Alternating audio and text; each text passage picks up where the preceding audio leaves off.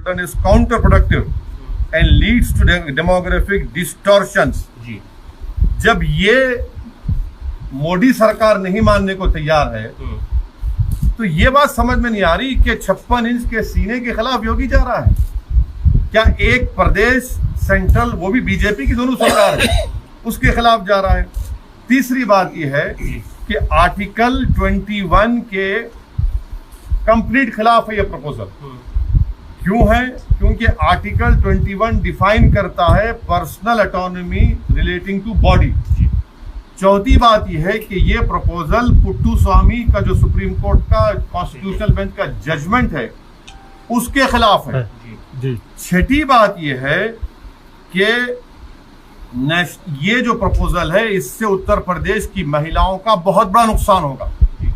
क्यों होगा?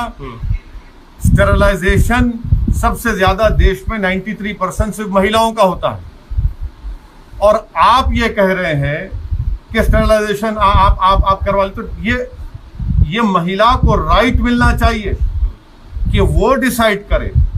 जो हमारी नेशनल पॉपुलेशन पॉलिसी थी उसमें हमने ये कहा कि आप शादी इस उम्र में करिए, एक बच्चे के पास स्पेस दीजिए। तीसरा, हमने एजुकेशन का इंतजाम किया।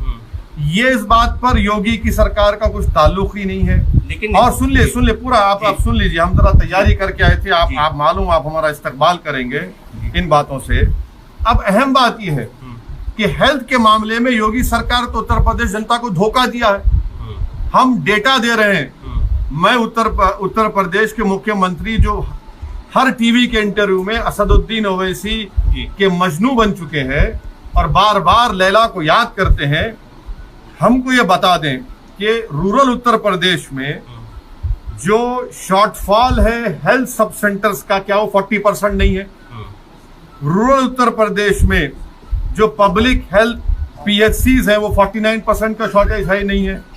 कम्युनिटी हेल्थ सेंटर्स में 53% का शॉर्टफॉल है और उस कम्युनिटी हेल्थ सेंटर्स में 84% स्पेशलिस्ट नहीं है।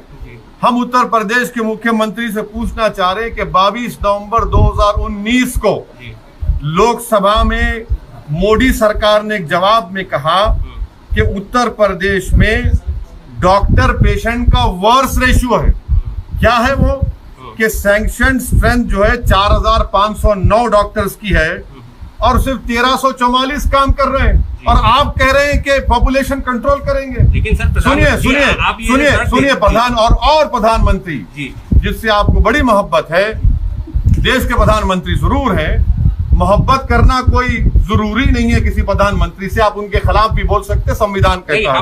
सुनिए जुलाई 1 को देश के प्रधानमंत्री ने कहा था कि इस देश में demographic dividend presents huge opportunity. Demographic dividend क्या है? 15 साल से लेकर 59 इयर्स तक ये वर्किंग पॉपुलेशन पूरे विश्व में किसी के पास नहीं है जो भारत में है। और ये एक्सपर्ट्स ये कहते हैं कि 2030 और 2050 तक रहेगा।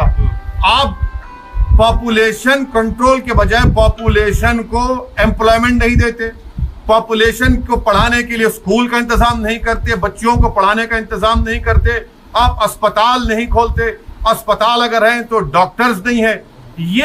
ये बात को साफ साबित होता है। सुनिए, खतरा नहीं है देश बढ़ती हुई जनसंख्या, अगर आप ये कहेंगे कि हम इंसेंटिव देंगे, अगर ये कहेंगे कि 2 से ज्यादा बच्चे पैदा मत करो, रेशन नहीं देंगे, तो ये भी आर्टिकल 21 का वायलेशन है।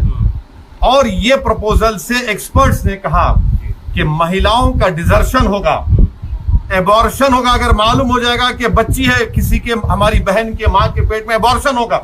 ये एक्सपर्ट्स की राय है। आपके पास डेमोग्राफिक डिविडेंड है, आप उसको देश को स्ट्रेंथन करने के लिए क्यों नहीं इस्तेमाल करें? पूरे विश्व में भारत में ही डेमोग्राफिक डिविडेंड है। आप सुनिए मेरी बात। नीतीश कुमार कह रहे हैं कि लोगों को जागरूक सुनिए, पॉपुलेशन को आप, जो आपके पास एक ताकत है पॉपुलेशन, उसको स्ट्रेंथ बनाइए ना, आप कमजोरी बना रहे हैं। इसलिए बना रहे हैं कि आप 7 साल के अरसे में आपने नौकरियों का वादा किया था 15 लाख, वो झूठा साबित हुआ। आज उत्तर प्रदेश का नौजवान बेरोजगार उसका मुकद्दर बन गया। महिलाओं को आप पढ़ाने का इंतजाम नहीं करते।